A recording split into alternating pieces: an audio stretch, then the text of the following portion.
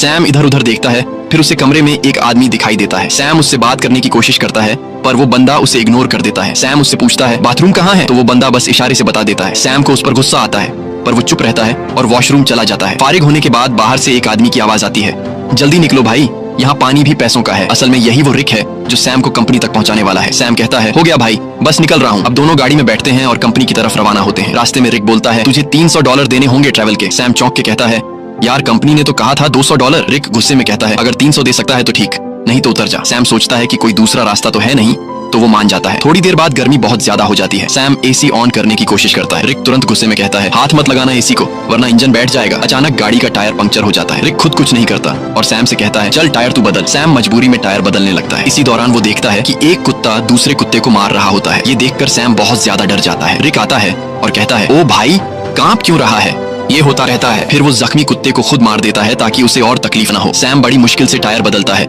फिर दोनों वापस गाड़ी में बैठते हैं। रात को फ्यूल भरने के लिए गाड़ी रोकते हैं और वहीं रात गुजारने का प्लान बनाते हैं। दोनों लकड़ियां जमा करते हैं, आग जलाते हैं। रिक पूछता है तू इतनी दूर कंपनी क्यों जा रहा है। सैम कहता है यार जिंदगी बहुत मुश्किल चल रही है, मैं चाहता हूँ किसी का मोहताज न बनूं और मुझे यकीन है कि उस कंपनी में मुझे कोई अच्छी जॉब मिल जाएगी। रिक कहता है तू एक अच्छा इंसान है, लेकिन जिस जगह तू जा रहा है ना वहाँ सब खून चूस लेते हैं, सीधा बंदा वहाँ बचता नहीं। सैम कहता है चलो देखते हैं क्या होता है। अगले दिन फिर सफर शुरू होता है। अब सैम ड्राइव कर रहा होता है। रिक सो जाता है। गर्मी ज्यादा होने की वजह से सैम चुपके से एसी ऑन कर देता है। थोड़ी देर बाद इंजन बैठ जाता है। रिक जाग जाता है और सैम पर गुस्सा हो जाता है। ओ भाई मैंने तुझे कहा था ना एसी को मत छेड़। वो गुस्से से गाड़ी से बाहर निकल जाता है। सैम भी उतरता है और रिक से माफी मांगता है।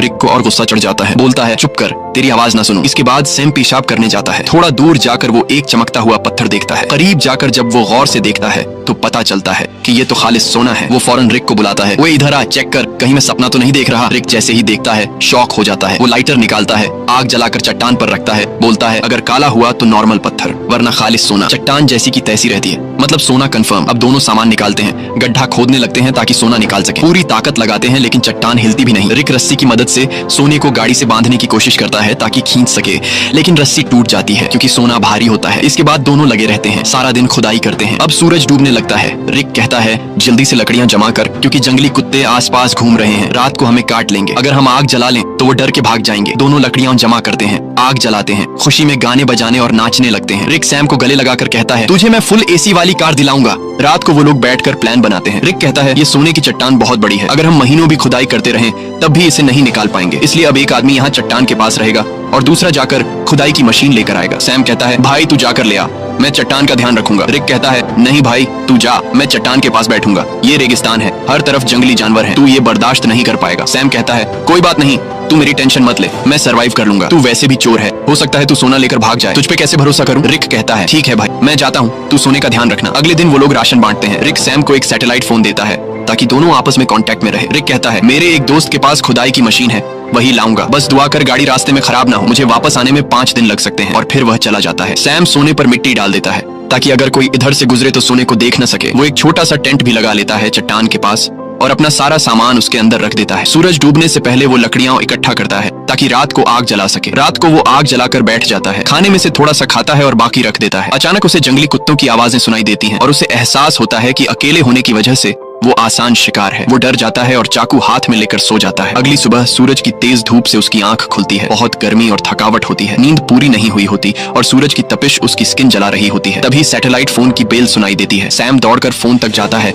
लेकिन कॉल कट चुकी होती है। वो टेंट में बैठा सोने को देख रहा होता है और सोचता है कि सोना बेचकर सबसे पहले एक बड़ा घर खरीदूंगा। फिर सैम पास के इलाके में घूमता है। थोड़ी दूरी पर उसे एक क्रैश प्लेन दिखाई देता है। वो फौरन उस क्रैश प्लेन के पास जाता है और वहीं रहने का फैसला करता है, लेकिन वहां से सोने की चट्टान उसकी नजरों से दूर होती है, इसलिए वो प्लेन के कुछ टुकड़े उठाकर चट्टान के पास एक टेंट बना लेता है। सैम कुछ देर के लिए आराम करने लगता है ताकि पानी की बचत हो और थकान कम हो। अचानक बाहर से कुछ ऐसी आवाजें सुनाई देती हैं जैसे कोई सोने की चट्टान चोरी कर रहा हो। वो बाहर निकलता है लेकिन कुछ नहीं होता, चट्टान वैसे की वैसे होती है। वो चट्टान के पास बैठ जाता है। तभी उसे एक आइडिया आता है कि क्यों न चट्टान से एक सोने का टुकड़ा काट लिया जाए। सैम पत्थर उठाकर सोने को तोड़ने लगता है और वो सोने का एक बड़ा सा टुकड़ा तोड़ने में कामयाब हो जाता है और उस पर से मिट्टी साफ कर अपने पास रख लेता है। इसी दौरान रिक की कॉल आती है। सैम बोलता है ओ भाई तू है कहाँ, सूरज ने मेरा हाल बुरा कर दिया है। रिक कहता है यार इंजन खराब हो गया है, थोड़ा लेट हो जाऊंगा। सैम कहता है जल्दी कर, प्यास से मर जाऊंगा। रिक कहता है मुझे आने में थोड़े दिन और लगेंगे और फोन काट देता है। रात को सैम आग के सामने बैठा होता है तो कुत्ते चारों तरफ से आवाजें निकालने लगते हैं। सैम को डर लगता है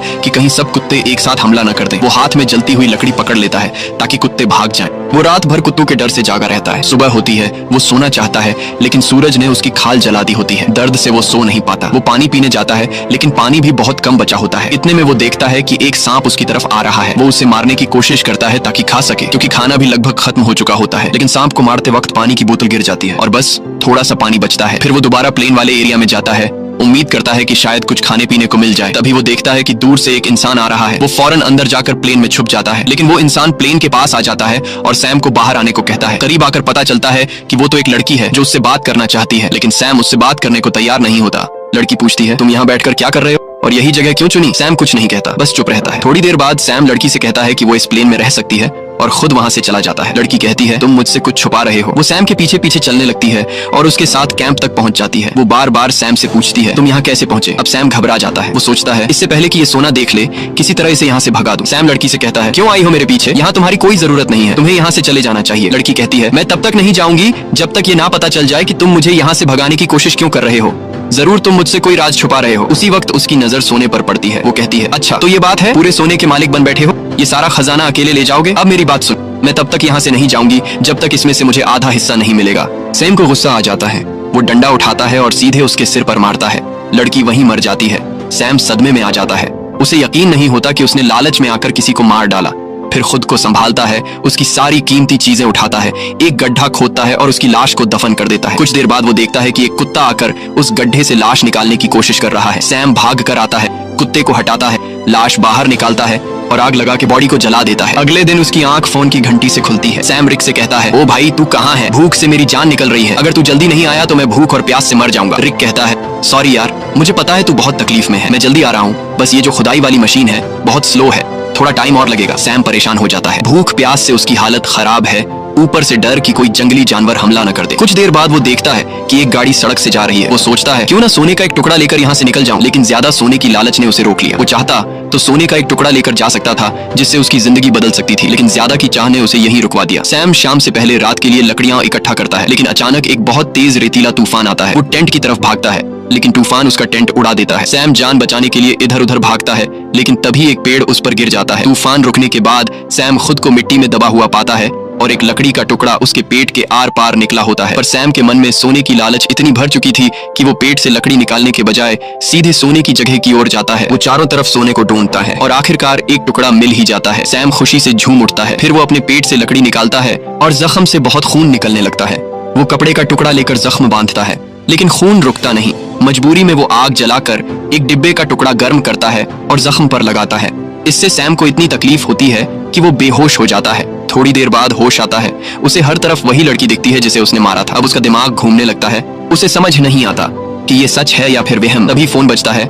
रिक कॉल करता है। सैम चिल्लाता है, यार वो लड़की हर तरफ दिख रही है। रिक बोलता है, कौन सी लड़की? देख, किसी को सोने के बारे में पता न चले, अगर किसी को पता चल भी गया हो तो उसे मार डाल। लेकिन सैम की हालत इतनी खराब होती है कि वो किसी को मार तो क्या, अपने पैरों पर खड़ा भी नहीं हो सकता। वो जमीन पर रेंग रहा होता है, जवाब देने की भी हिम्मत नहीं होती। अचानक वही लड़की सामने खड़ी नजर आती है, लेकिन इस बार उसके चेहरे पर कोई जख्म नहीं होते। वो सैम को पानी पिलाती है और मदद करने को कहती है, लेकिन सैम सोने की लालच में इतना अंधा हो गया था कि वो मदद लेने से भी इनकार कर देता है। सैम डरते हुए कहता है, मैंने तुम्हें मार डाला था, दूर रहो। वो बोलती है, बस इतना बता दो, क्या मेरी जुड़वा बहन यहाँ से गुजरी है? तब सैम को यकीन हो जाता है कि ये वहम नहीं है, बल्कि ये उसी लड़की की बहन है जिसे उसने मारा था। सैम कहता है, नहीं, मैंने कुछ नहीं देखा, बस तुम यहाँ से चली जाओ। जिसके बाद वो लड़की वहाँ से चली जाती है। कुछ देर बाद जंगली कुत्ते उसके पास आने लगते हैं और उसे चारों तरफ से घेर लेते हैं। वो तुरंत रिक को फोन करता है। वो रिक से पूछता है कि तुम कहाँ हो, जल्दी आओ नहीं तो ये कुत्ते मुझे मार डालेंगे। वो रोने लगता है। रिक से रिक्वेस्ट करता है कि प्लीज जल्दी आ जाओ, मैं मरने वाला हूँ। रिक कहता है, रुक जा, मैं बस पहुंचने वाला हूं। तभी अचानक कुत्ते हमला कर देते हैं। एक एक करके सब उसे नोचने लगते हैं। यहाँ हम देखते हैं कि रिक सैम से दूर बैठकर दूरबीन से सब कुछ देख रहा होता है। असल में वो कई दिन पहले मशीन लेकर वहां पहुंच गया था